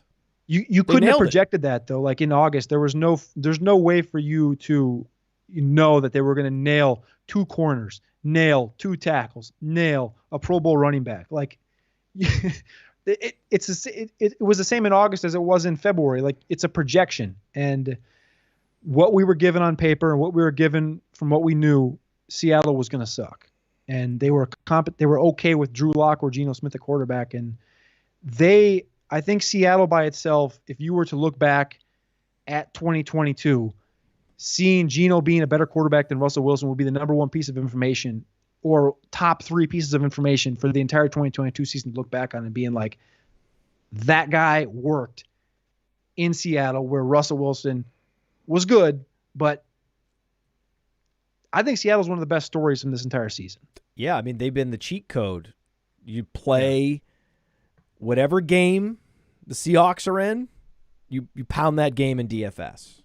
Same with last week. Seahawks, Cardinals. Take it. Go all in. Do it. Murray, Rondale Moore. Hit. Right? Geno and whoever. Probably going to be a hit. Fant last week. Right? It was Fant last week. And then always Kenneth Walker. Most weeks, Kenneth Walker. Right? So Kenneth Walker, he's now in doubt to play on Sunday because he doesn't have a passport. And so that's interesting. I'm sure they'll work it out. I'm sure the State Departments will talk and they'll work it out. What did you think of Kenneth Walker when you saw him at the Combine? And do you have a stylistic comp for him? I think when I came back, I think I told you that I thought he was the most like, I don't even remember the word I used, but it was like he had the most output, like as far as like energy output, he was the highest. Like when he ran the 40 and you're sitting way up in the stand, like we're on like the 4th floor in the club level, you could hear him. You could hear his breathing as he's running. It's like everything was just so intense. And when I did the playstyle comps in the rookie guide, the Player Profiler 2022 draft guide, which you'll be able to get in 2023, it's going to be awesome again. The playstyle comp was Nick Chubb. And I love that still. I still love that Nick Chubb. I think I love it more now than I ever remember loving it back then. He ever so quickly jumped into the top 5 in Dynasty. It's ridiculous. And like, imagine now, like this offensive line for him, you look at the run blocking ratings for him comparison to Rashad Penny and what he's done as far as using his offensive line, not using his offensive line. Imagine now in a year or two when you don't have Abraham Lucas and Charles Cross as rookies. You have them as 2nd and 3rd year guys. And you have Kenneth Walker at 23 years old, 24 years old, 25 years old, 26 years old. It's just going to be this has the opportunity to be exactly kind of what Cleveland did, where they just bolstered that offensive line and they just leaned on the run, which is exactly what Pete wants to do, and just win football games. And Kenneth Walker, I love this. He's 10 pounds lighter than Nick Chubb, but I don't know. I still love that comp so much. Who's this year's Kenneth Walker in college? This question was posed on Twitter a couple weeks ago. Really? I'm not the first to think about this question. I know, right? God. But I think it's a good one because not unique. I'm not. God damn it! I think everybody's looking for the next Saquon. Obviously, it's like Bijan's catching all this news and stuff. But I think it's always the number 2 guys, right? Javonte Williams, Kenneth Walker. Those number 2 guys are always good. They're always going to be good, especially when you have a tier 1 guy in that class. And I think this class is a bevy of Kenneth Walkers. Yeah, who's the guy behind Bijan? Zach Evans is a guy that's going to be up there right now. He's at Ole Miss. My best comp before the season was a stylistic of a Marshawn Lynch and an Alvin Kamara type. I think he's going to end up being the number 2 in this class. And again, sometimes the stylistic comps, people don't like them. Use Chubb. I've used Marshawn Lynch on Dameon Pierce. Hey, it works. Tank Bigsby, another guy at Auburn. He was better known as a prospect out of high school into Auburn. He had little issues. He's 213 pounds. I think he's going to be another guy that you could be. And by I'm saying multiple names because I think all of these guys fit. They're all 6 foot. They're all 220. They all can run the 4.4. They're all punishing runners. I think there's a lot of guys that are going to fit this mold this year. And my favorite, and I think he's going to get more opportunity. He's at South Carolina. Marshawn Lloyd was an absolute animal. And then he tore his knee up last year and missed some games. He obviously played in the same backfield as Kevin Harris. I literally comped him to Kenneth Walker before the year. Marshawn Lloyd's probably my favorite guy. But those are my 3. Well, that's the guy, Marshawn Lloyd. That's the answer to the question. But at the same time, I don't think he's going to end up being a number 2 or number 3 guy in this class. I think he's going to be fine. Like, he's going to be like the We're just looking for, but at this time last year, no one had Kenneth Walker as the RB2 in this class either. Yeah. Kenneth Walker was just starting to break out at Michigan State, and everyone's starting to realize, oh, wait, this guy could be the best running back in the country. Yeah. You're going to pay the price for Zach Evans to be your Kenneth Walker, but I think you're going to get a value one in Marshawn Lloyd later in drafts just because he's coming off a knee injury. He's at a gross school in South Carolina. but both these guys, I love them both. Who's going to be the top wide receiver in this class? This is a lot tougher than it looked like probably even 3 months ago, right?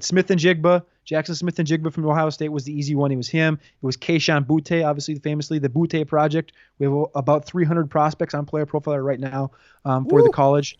And Boutte started out rough. He's had a new quarterback every single year at LSU.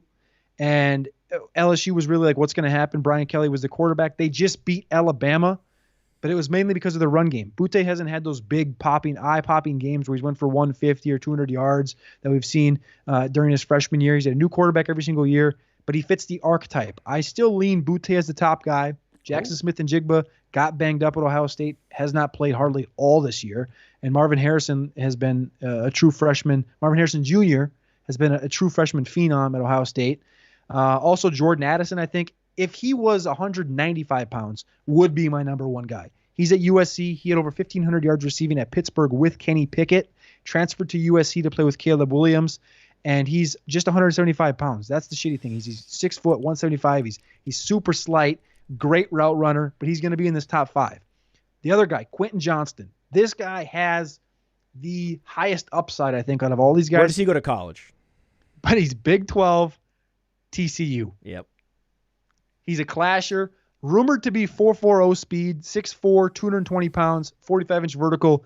He is the toughest one in this class. Sounds like a Josh Doxson Big 12 trap. But it's more athletic. But the thing is, more athletic?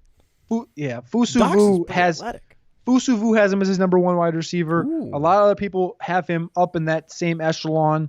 But I think it's safer just to roll with, like, I'm not finished scouting all that stuff, obviously, because we're in November. Right. But I think right now where I'm at is still rolling with Boutte. I wish Addison was a little heavier. He would be up there. Probably would be the top guy. And Jigba's obviously going to be there. There's still a possibility that Jigba goes back. I think that's something that a lot of people haven't really thought about yet. He could go back to school, go back to Ohio State. Why wouldn't he go back? Harrison Go again. back. Play with Harrison. Have fun. Why not do what Chase did? Chase didn't play during that COVID year, and he came out and was a top 5 pick. I think it depends on what the scouting industrial complex, we got it in twice this show, thinks about Jackson Smith and Jigba. And if they think he's going to be a top 10 pick, because if they do, obviously he's not going to be like, well, top 10 pick, I'm just going to go back to Ohio State, not play with CJ Stroud. Like, no, I'm going to come out and get drafted. So I think he still will, but I think there's just an inkling of percentage that he could go back. We mentioned the Big 12.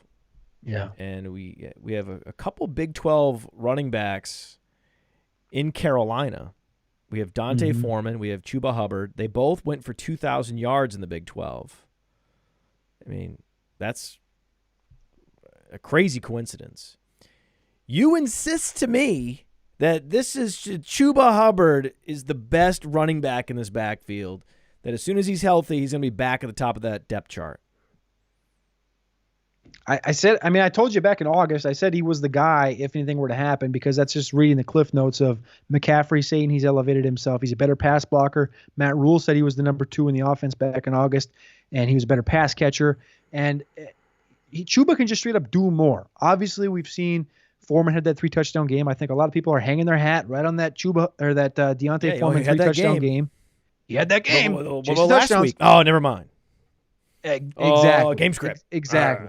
And you go all the way back to August. What do you think the game script's going to be for the next few games? Think they're suddenly the Panthers going to be up big in the second half? No. It's injury. He literally just happened to get hurt. They named him the starting running back. Bummer, man. For a reason. I'm staying the course with Chuba. Stay the course. The problem is I love both these guys. I love Foreman coming out of Texas. I love Chuba coming out of Oklahoma State. And they just happen to be in the same backfield. Foreman just happened to tear his Achilles. I love Foreman's Achilles. And a lot of these, I'm a big fan of Foreman's Achilles. We talked about the running backs with the Achilles injuries. It's not the rushing where they kind of take a little hit. It's the receiving game. And in an offense like Carolina, what's important? The pass catching game out of the backfield. That is that. I mean, Cam Akers was not the same. Exactly. Because he couldn't get downfield running routes. That was the big difference you saw with Cam Akers right away when he came back, and he hasn't regained that at all. I know the yards per carry is also the bottom of the league. So he hasn't been able to bring anything back from where it was pre-Achilles, but he hasn't been anything close to the receiving back that he was at Florida State. Now, we talk about LSU. What about Terrace Marshall? Terrace Marshall's doing what Terrace Marshall does. This is when you give Terrace Marshall snaps and you let Terrace Marshall run routes, Terrace Marshall makes plays. How did Matt Rule not know this? It's very weird that they were playing Shi Smith over Terrace Marshall. It's bizarre. At least this new coaching staff knows not to play Shi Smith over Terrace Marshall. So Shi Smith is one thing, but Shi Smith is a guy that he just does everything right. He's a big special teams guy. That's fine. Oh, that's fine, dude. But we're talking about Terrace Marshall. That's a difference-making talent. Robbie Anderson. If Matt Rule never brings Robbie Anderson to Carolina, there's opportunity there for Terrace Marshall. Shi Smith, I think, does his own thing. They never wanted him to be the number 3. They never wanted him to do that. It's Robbie Anderson. Bringing him to Carolina was the number one mistake that they made. And that really pushed and suppressed Terrace Marshall. Like, I don't know, man. You don't just fall into multiple 2+ touchdown games at LSU, 235 yards, 120 yards, Who's a way better prospect than Kadarius Toney. Kadarius Toney has one big game last year, and suddenly he can't fail, but Terrace Marshall's over. And I'm sitting here going, I've never had any Kadarius Toney. I never will have any Kadarius Toney. People drafting Kadarius Toney, wherever you're drafting him in seasonal leagues and dynasty leagues, you're insane. You're losing your minds. And you're also super slow on the uptake, realizing, wait, Terrace Marshall is going to happen. They just traded Robbie Anderson. Who do you think is going to get these snaps and run these routes? It's a classic year 2 breakout, and they're giving him the opportunity to do it. And it's heartbreaking. He's been lingering in so many leagues, and people are going to pick him up this week. Like, that shouldn't be allowed. He should fall through some trap door in the fantasy league and not be available. If you didn't pick him up a couple weeks ago, shame on you. You don't deserve him. I think the biggest note that I take away from the last couple of weeks with this Terrace Marshall breakout, mini breakout, whatever you want to call it, I wouldn't call it a breakout quite yet. I think he's right on the verge of a hyper breakout. He gets Atlanta again, who he had 2 weeks ago. Breaking out. He had a big game. He's breaking out. But I think the biggest thing here is he succeeded with P.J. Walker and Baker Mayfield. Both quarterbacks. It wasn't just one. Sam Darnold. No, it's true. Sam Darnold might be better than all these guys. He might be an upgrade on both these quarterbacks for. But I think that's a big takeaway that he's literally it's normal. We see this a lot where one quarterback will come in and then somebody succeeds with him because they have practice reps and chemistry together. But when he comes in and he succeeds with both these quarterbacks, no matter who's at the helm, and he's number 4 in catchable target rate, and he's getting the job done. It's a small sample. It's only been a couple games, but I think he's only going to continue to elevate. And I 100% blame Matt Rule for this bullshit Robbie Anderson experiment. Let's talk about Antonio Gibson. He is number 3 among NFL running backs in yards per route run. He is commanding targets per route run. Okay? So target rate on PlayerProfiler.com. It's Alvin Kamara, Austin Eckler, Antonio Gibson, Christian McCaffrey, Breece Hall. That's the list. Babe. What do you think of that? Because you're the raging Antonio Gibson fan. It's you and Jack Kavanaugh. I love that this is the Player Profiler brand personified in one Antonio Gibson. I wouldn't have it any other way. Oh, baby. I mean, that's all I ever want to say about him. Like, the argument was always, well, they drafted Brian Robinson. It was like, okay, they drafted a 3rd-round running back that isn't good. He's a between-the-tackles grinder.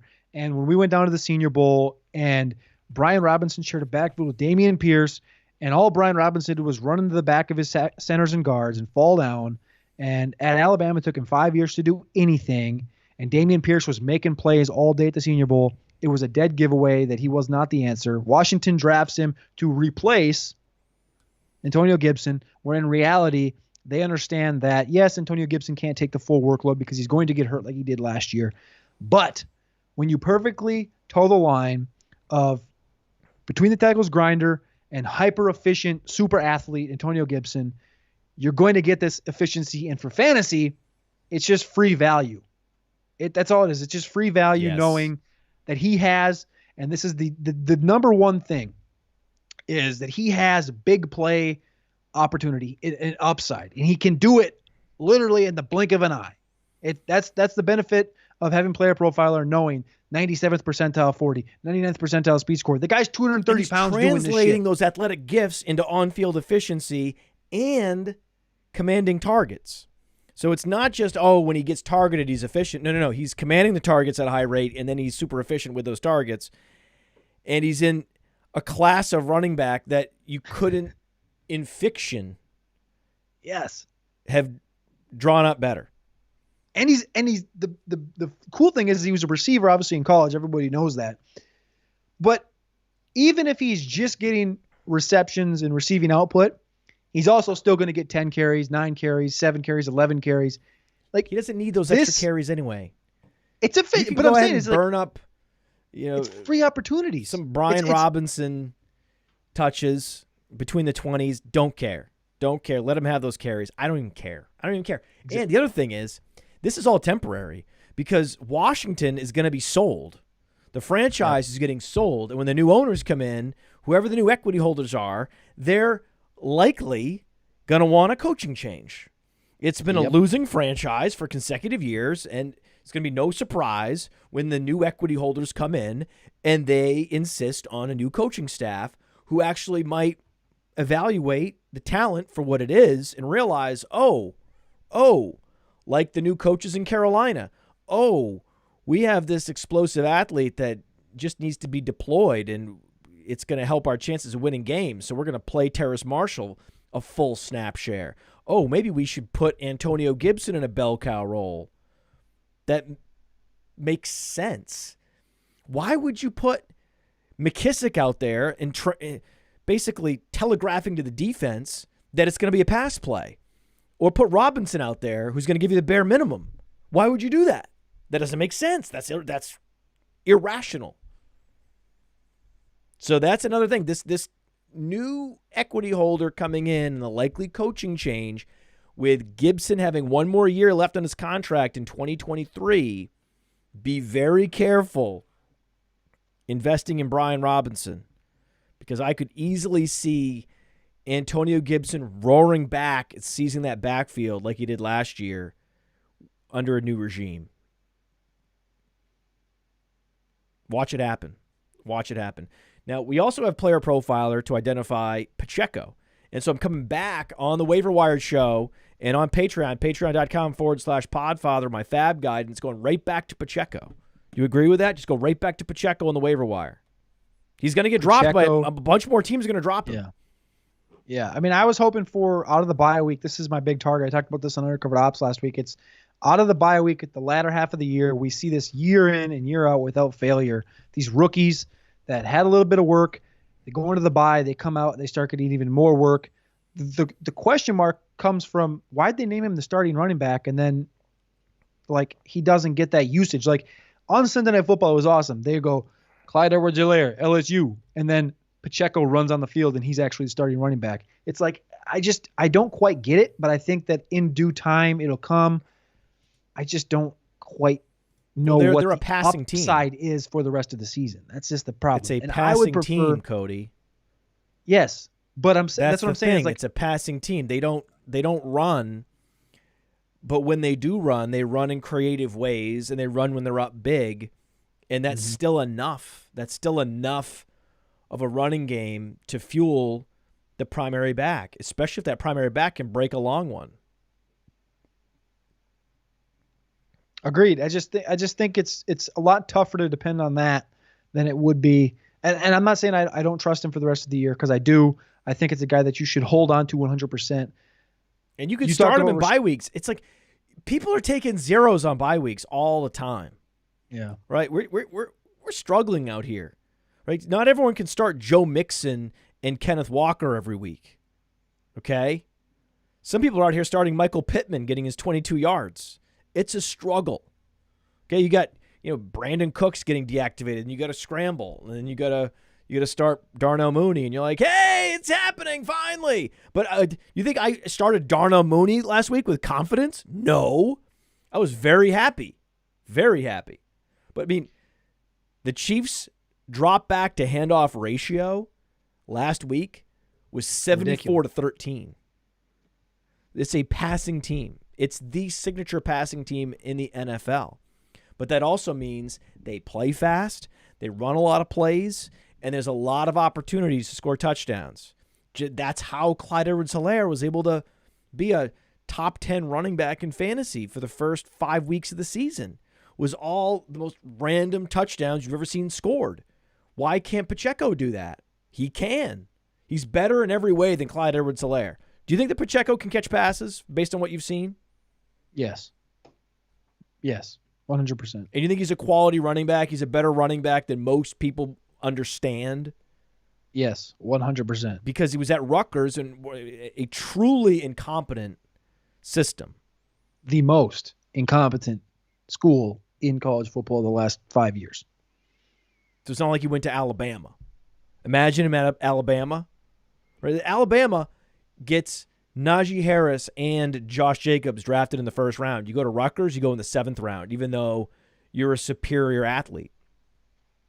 I compared Josh Jacobs and Najee Harris on Twitter. So these are comparable players. They're even the same age. And I get criticism for that position. Of all the positions, how that's the one that's going to trigger people? Really? Don't you see the similarities between Harris and Jacobs, or am I crazy? Am I crazy? I do. Their offensive lines actually are similar as well. Play style, maybe. I think What's the big question difference with between Josh, these two guys? Well, I think the difference is that the offense was willing to throw the ball to Najee Harris more than it was for Josh Jacobs early in his career. Both guys are great pass catchers. Najee, I think, You think they're great pass catchers? Good pass catchers. No, I think They're we both listed good. the 5 great pass catchers in the league. These guys aren't on that list. Good. They're Good. fine. They're fine. They're okay, fine. they're fine pass adequate. catchers. They can do. Come on, the guy had 80 targets last year. Najee Harris did. Yeah. No, but Najee Harris is dead, Cody. He's worthless. I know. That's what everyone's saying. Yeah. Well, I can't believe that. I mean, I did as a Travis Etienne enthusiast. I was gonna say, are you still in on I Najee? am all in on Travis Etienne. Have been, since he was at Clemson. I was very bullish on Etienne and was just riding him through this foot injury, no problem. Body parts heal. Shut up. And then you had all these Najee Harris stands. They were like, I told you so. Najee Harris was the truth. Harris over Etienne all day. Now it's clear. Everyone, consensus, has Etienne crushing Najee Harris in Dynasty, which was the way it should be. Yeah, that's the way it was. And I'm sitting here going, I guess I kind of like Harris at this price point in Dynasty. I'm going to go trade for some Najee Harris. I can't believe I'm saying this. I never thought. It's only been 2 months since you had these drones drafting Najee Harris in the top 10 in seasonal leagues. You trust the Pittsburgh offense to become competent in the next 18 months. Draft a guard and a tackle, and everything is fixed. Go draft a couple offensive linemen, or sign an offensive lineman and draft an offensive lineman, whatever order you want to do it in. Go upgrade the offensive line, and everyone will be happy. You just watch it happen. Watch it all click into place. Watch Pickett improve, Pickens, everybody. That's how it works. You're not a believer?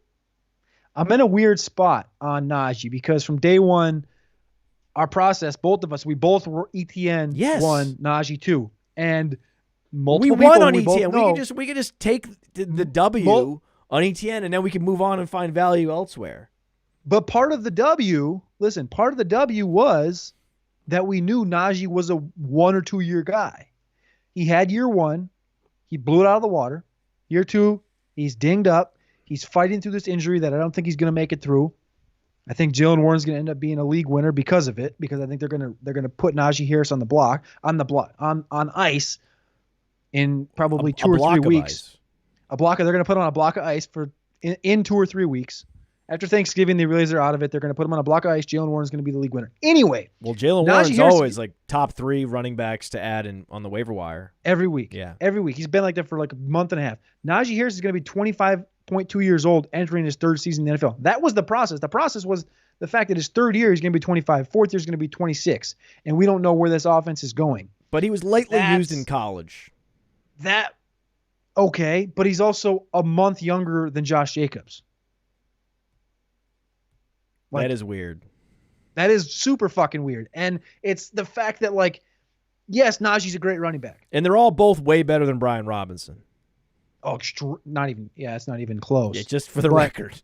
I think I guess where I'm getting hung up is the fact that where we were at on ETN versus where we were at on Najee, knowing my process was always on Najee was year 1, year 2, and then get out. And it ended up being year 1, and basically you should have got out. Yeah. Because of the age thing in Dynasty. And ETN being the long-term play, we got the value last year with that injury. Imagine if you didn't trade Ezekiel Elliott in Dynasty. Imagine if you're still holding on to. Imagine if you look up and you're what if it's a Dynasty league you really care about. I actually have Zeke in one league where I also have Pollard, and it's super duper big giant hairy win now situation. That's how I rationalize. That's how I sleep at night.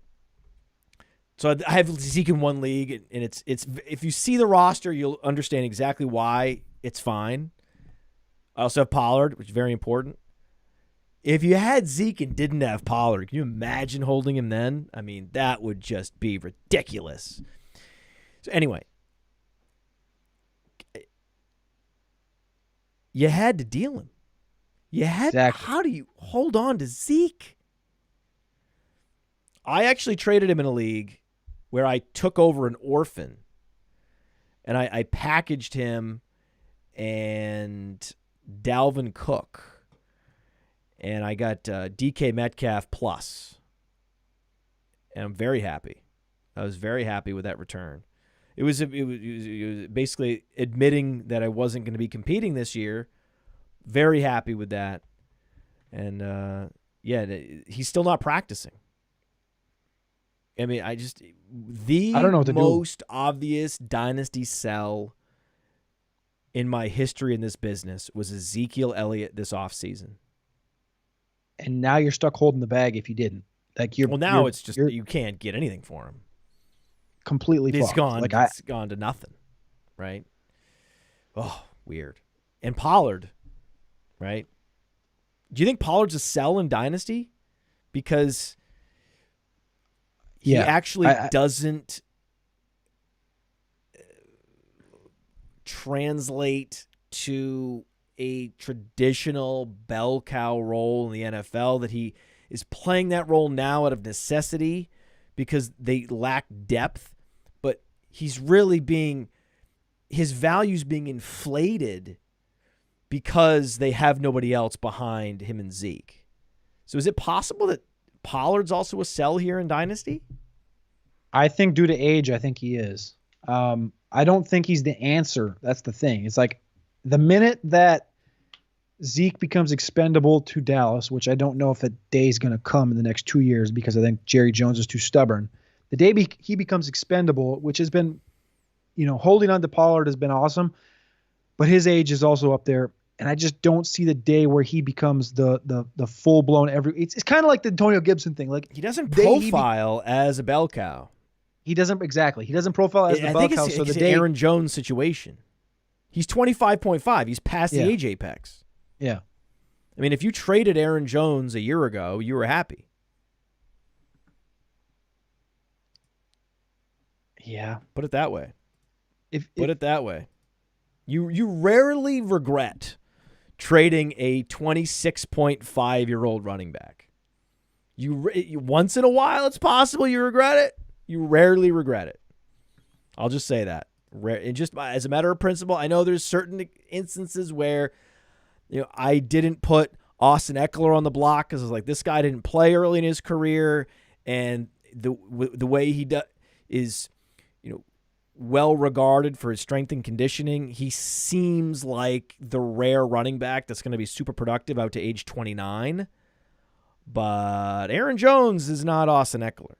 And certainly Ezekiel Elliott is the exact opposite in that he doesn't have that satellite back skill set. He does have huge, chunky mileage on his odometer. Scary mileage on his odometer. So, woof. I want to see him. I just want to see him stay in like what Antonio Gibson's doing right now. Like I'd love to see him do the same thing and just get that consistent, which has been kind of what he's been doing Pollard, in Dallas. Right? Yeah. But just get more trust. Yeah. Like I just wish, I don't know. I feel like they'd be interchangeable. And if there was a second team that ran similar to, I guess kind of Dallas is like. Well, that's why you look at our dynasty rankings and Pollard and Gibson have similar ratings. Yeah, exactly. It just makes sense. God, every time our dynasty rankings on Player Profiler, they make logical sense. It's like we've been out ahead on Donovan Peoples-Jones. You better get him now. You better get him this week.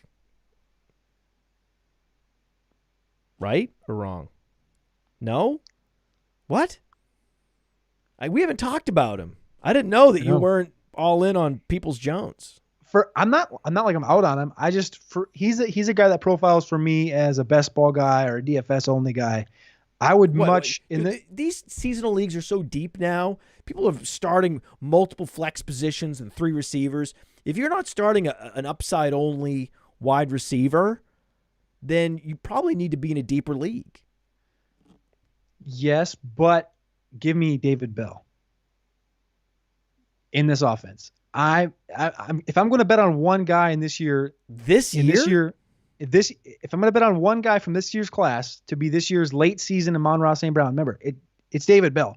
Week 13, amon-ra St. Brown started to get double-digit targets last year. He didn't get a single double-digit target game until week 13. He finished with 6 straight games, double-digit targets. And guess who comes back in week 13? Deshaun Watson. And yes, I think Donovan Peoples-Jones, Anthony Schwartz, both profile well with a Deshaun Watson as the downfield stretch guy. Amari Cooper's going to get a bunch of targets, but I think that, banged up David Njoku, banged up Harrison Bryant. I think David Bell is going to be that late season guy. Him and Jones has been efficient, though. He's been good with Brissett. Okay. Low percentage completion opportunities downfield. Yeah, he's commanding the air yards. Is Watson he had 100% completion percentage last week or 2 weeks ago? No. Last time he played. Not the quarterback. Watson's not the quarterback. When Watson comes in, he's a better fit with Watson than he is with Brissett. Brissett can only get DPJ so far. 100%. But hear me out. When Watson comes in, they had a DPJ level talent in Detroit. When amon-ra St. Brown moved in, they were going through Tyrell Williams and Brashad Perriman before they got to St. Brown.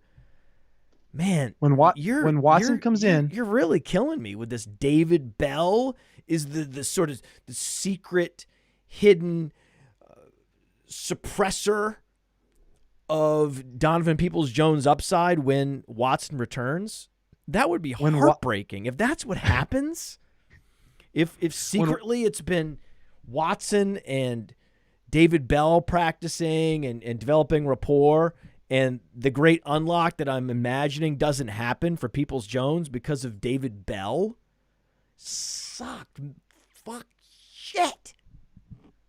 Really? The short area, high completion percentage areas inside, 10 to 12 yards from line of scrimmage is where David Bell is going to win.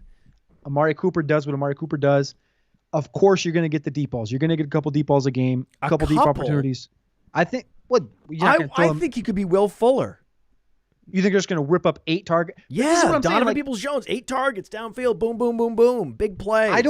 I don't see. I understand where you're coming from, but I just don't see where They have this connection in the middle of the season. Week 13, he comes in, and Watson's just like, "You're Will Fuller, run. I'm going to hit you every single time down the sideline." We've seen this so many times where even like Tua's worked with Tyreek Hill, and he still misses him. I'm not saying Watson's going to miss because Watson's a great quarterback, but I think in this offense, it's a play-action built offense with a great running game. You have Amari Cooper, who's a great route runner, and you have David Bell, who's going to win in those short quadrants. And I think it's a guy that Watson's just going to be able to be like, all right, target, target, target, target, target.